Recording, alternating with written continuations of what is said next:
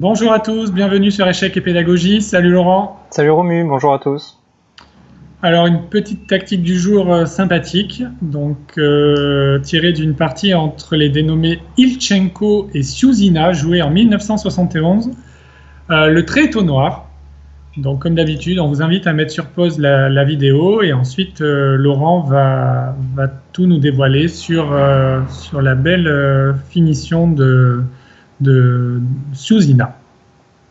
Effectivement, alors comme d'habitude, on va d'abord essayer de comprendre ce qui se passe sur l'échiquier. C'est un peu fouillis, il y a un petit peu de bazar. Donc essayons de voir un petit peu ce qui se passe. On constate notamment que les deux rois sont pris à partie par les pièces adverses. Il y a notamment une menace de mat ici qui traîne avec Dame C8, qui est possible notamment grâce à la présence du pion sur D6 et du cavalier sur H5 qui tiennent respectivement les cases G7 et E7. Donc attention, notre roi a été un petit peu abandonné par ses forces et il y a des menaces de la part de l'adversaire. Cependant, cet adversaire n'a pas totalement mobilisé ses pièces. Ces deux tours notamment ne sont pas particulièrement fortes et ne participent pas tellement à l'attaque. Donc on peut penser que avec ces deux pièces un petit peu endormies, les blancs n'ont pas donné la pleine mesure de leur capacité. En revanche, chez les noirs, ce qui est remarquable, c'est que toutes les pièces vont participer à l'attaque. Nous avons la dame sur B6 qui contrôle une diagonale très intéressante qui nous amène jusqu'à la case G1. La tour B2 est sur la deuxième rangée et évidemment, comme toutes les tours sur la deuxième rangée, elle est particulièrement active. Et nous avons également une tour en G6 qui tape sur G2. D'ailleurs, ce pion G2 est attaqué. Et enfin, le cavalier D3 qui est bien entendu attaqué par la dame, mais qui est surtout entré dans le camp adverse et nous permet d'avoir des espoirs pour un avenir brillant, on va dire, pour ce cavalier. Donc, bien entendu, les plus peureux d'entre nous auraient cherché à défendre passivement la menace de mat avec un coup comme dame D8 ou dame B8, mais ce serait mettre finalement très peu d'énergie dans notre réflexion, parce qu'ici, ce qu'on voit, c'est que puisque les deux joueurs sont à l'attaque, le fait d'avoir le trait doit être exploité non pas pour se défendre, mais pour essayer d'appliquer le plus rapidement possible notre propre attaque. Et ainsi, on peut se dire, quelle est la possibilité de réaliser mon attaque avant celle de l'adversaire? Nécessairement, il faut que ça passe par un échec. Alors, on aurait pu penser à cavalier F2, mais on va rapidement l'éliminer à cause de tout simplement tour prend F2, on n'a plus de cavalier et la menace de mat en C8 est toujours valable, donc ça on va pas le faire.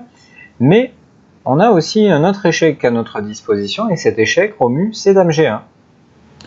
Oui, comme on le préconise régulièrement sur cette chaîne, on regarde les échecs en premier, et celui-là fait bien plaisir, puisque bon, après dame G1, les blancs ont le choix entre roi prend et tour prend. Alors si je comprends bien, si je prends avec la tour, la partie va s'arrêter de manière assez abrupte, par un joli mat à l'étouffer après cavalier F2 mat. Exactement, un grand classique. Le fameux cahier D3 dont tu vantais les mérites tout à l'heure qui rôdait dangereusement. Exact. Et donc sur dame G1, Laurent, qu'est-ce que les noirs ont prévu sur la prise du roi, sur roi prend G1?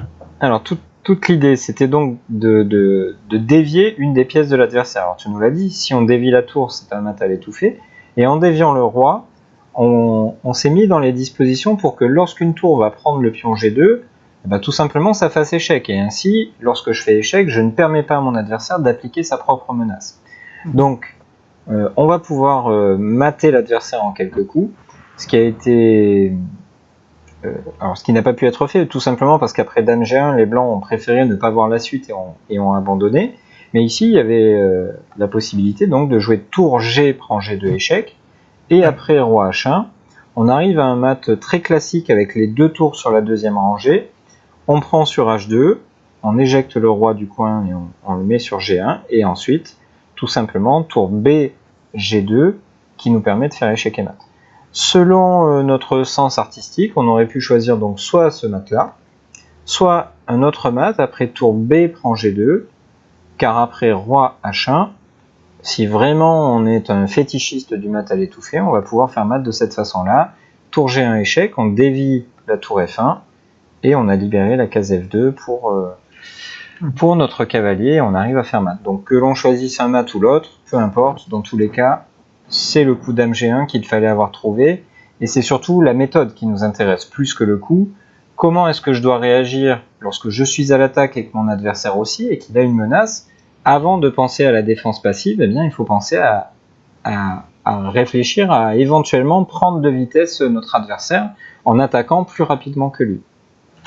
Oui, bah merci Laurent. Effectivement, tu as raison d'insister sur ça. La solution peut paraître relativement courte et peut-être pour certains même simple, mais ce qui est intéressant dans cet exercice, en tout cas c'est ce que l'on pense, et c'est la raison pour laquelle on l'a présenté, c'est le raisonnement qu'il y a derrière. On est menacé dangereusement par l'adversaire et il faut toujours chercher les défenses actives et non pas se défendre passivement contre la menace adverse.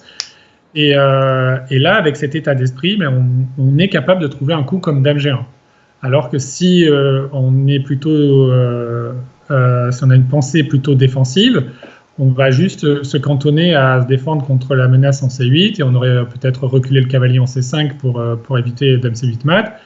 Et évidemment, on serait passé à côté d'une jolie tactique.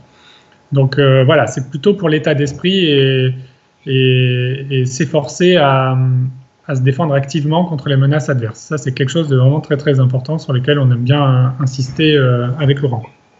Bon, merci encore une fois Laurent. Merci à toi. On espère que cette vidéo vous aura plu. Si c'est le cas, n'hésitez pas à la liker, à la partager autour de vous. Abonnez-vous à la chaîne si ce n'est pas déjà fait.